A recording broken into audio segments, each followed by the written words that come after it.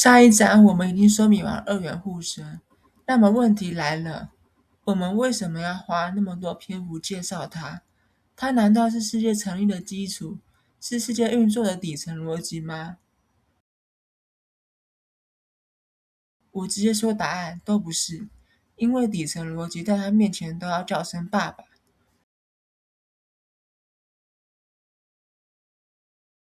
接下来我要说的内容会惊掉你的下巴，颠覆你的世界观，让你见识到连世界不成立都还能运作的东西有多屌。请接住你的下巴吧。我们要谈论世界乃至一切成立的依据是什么？是要谈谈什么是世界成立的前提。我们先不谈宇宙，也不谈哲学，就来讲一个人人都听过的典故——矛盾典故。战国时代的楚国市场热闹非凡，摊贩们叫卖声此起彼落。一位卖兵器的商人吸引了人们的目光。商人站在自己的摊位前，古色古香的兵器整齐排列，他满脸自信地举起一面厚重大盾，大声说：“我的盾牌非常坚固，任何东西都刺不穿。”接着，商人从架上取下一柄长矛，他再次骄傲地向大家展示：“我的矛非常锋利，无论遇到什么东西都能刺穿。”围观的人中走出一名男子，好奇地问：“那如果用你的矛去刺你的盾，会怎么样？”商人愣住了，张着嘴却答不上话。现场气氛变得安静下来，百姓们面面相觑。从此以后，人们把这种两种说法互相冲突、无法共存的情况称作矛盾。你有没有发现这个典故隐含着世界成立的机制，牵扯个跟世界能否成立的相关概念，矛不矛盾？为什么你立马能知道世界不能同时呈现盾被刺穿又盾不被刺穿？不是因为不这样呈现你无法直接描述，也不是因为这样不符合逻辑，也不是因为因果存在时间的问题，而是结果不能同时是真是假的问题。我举个例子，亮与暗不能一次性被世界发生。世界如果发生亮，表示亮是真，暗是假；如果发生暗，表示暗是真，亮是假。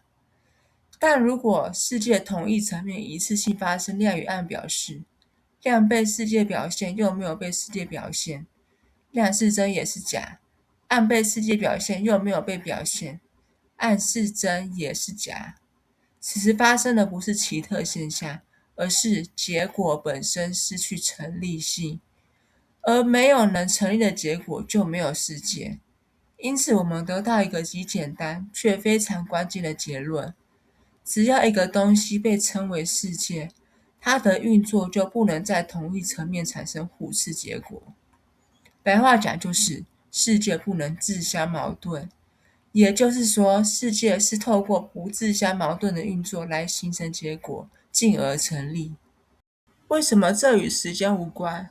有人会直觉认为矛盾是时间问题，先亮后暗就没事，但这里讨论的不是先后，而是同层面成立。就算把所有因果全部同时摆在一起，只要它们彼此处于不同层面，就不构成矛盾。就像不同面团叠在一起，并没有混成同一团。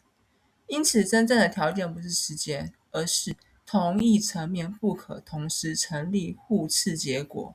这就是世界成立的前提。世界的成立前提已经被讨论出来，但我不打算就此结束。接下来我要做一个大胆且没人会做的尝试，把二元互生带入进行讨论。首先，我要将二元互生里矛盾不矛盾这一组带入世界成立前提进行测试，看会发生什么结果。矛盾不矛盾互生根据根项机制有两种情况：一、以矛盾为根，不矛盾为相；二、以不矛盾为根，矛盾为相。第一种为以矛盾为立足点，将不矛盾展现出来；第二种为以不矛盾为立足点，将矛盾展现出来。根据世界成立前提，这两种分别形成只表现相面的世界与只表现根面的世界。什么是相？展现表现出来，但空壳没内容。因此，只表现相面的世界最简略的理解是一个只有外在结果的世界。什么是根？暗藏不表现，但承载有内容。因此，只表现相面感。因此，只表现根面的世界最简略的理解是一个只有内在根本的世界。如果你有点概念了，接下来我将进行详细说明。什么是只表现下面的世界？想象一下，没有内容，没有承载，因此不用聚焦，只需展示就能形成的世界。在这个世界里，只有相，只有结果，只要符合底层逻辑，都会随着世界一起形成。这就是相的优势，没有内容，没有承载，不用聚焦形成，无所顾忌的展示就对了。因此，这是展现全面的世界，既不偏颇，也不为谁而运作，容纳所有一切，但也因此不完美，因为所有的一切都只停留在外在，而他们的内在内心世界已无位置为之保留。这正是只有相的世界，只能用第三人称描述的世界。我们对它有个更直白的称呼：客观世界。既然我们已经知道只表现下面的世界是客观世界，接下来我们就来分析矛盾不矛盾这一组在客观世界的位置。首先，世界发生的基础是建立在所有可成立的结果上，这正是不矛盾为相的体现。但不矛盾不仅限于此，由于世界表现的全面，因此还让整个世界的运作自洽不矛盾，这是不矛盾为相引起的部分。但作为立足点的矛盾对世界能发生也做出很大的贡献，但它做出的贡献不是让世界发生，而是让根基不可发生来保证世界发生可成立。这种效应虽然使世界它说成只能用第三人称描述，但却保证了世界结构的稳定。根据以上整理，不只要不矛盾的运作，还要以矛盾为立足点搭配，两者环环相扣，在一起运作，才能让客观世界可发生。因此，我们得出客观世界的底层逻辑：以矛盾为立足点，不矛盾的运作。那什么是只表现根面的世界？想象一个舍弃外在结果，只为内在根本保留位置的世界。这个世界牺牲外在一切表现，只为给内在内心保留位置。因为承载有内容，整个世界要发生只能聚焦表现，是围绕着内在表现的世界。因此，在根本的世界里，唯一的只有自己本身。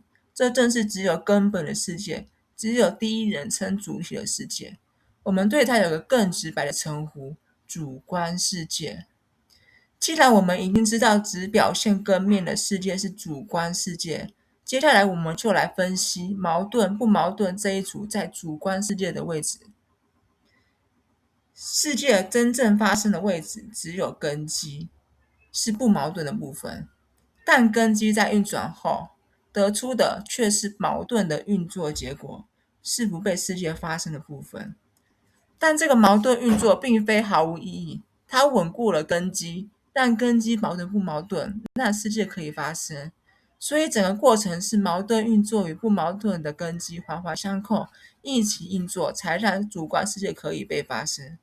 因此，我们得到主观世界的底层逻辑，以不矛盾为立足点，矛盾的运作。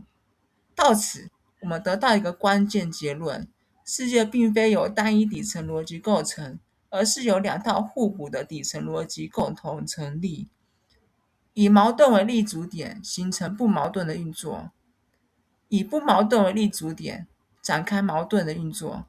世界的整体样貌正是这两种面向的交错与并行。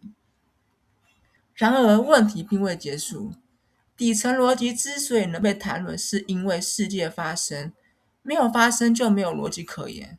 站在客观结构中，作为根基的部分，本身其实是不可发生的，它不属于事件，不属于时间，不属于变化。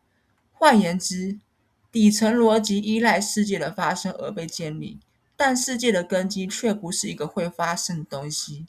就在这个张力中，我们看到一个更深层的现象：即使根基本身不可发生，二元互生仍然运作；即使没有事件，结构仍然成立。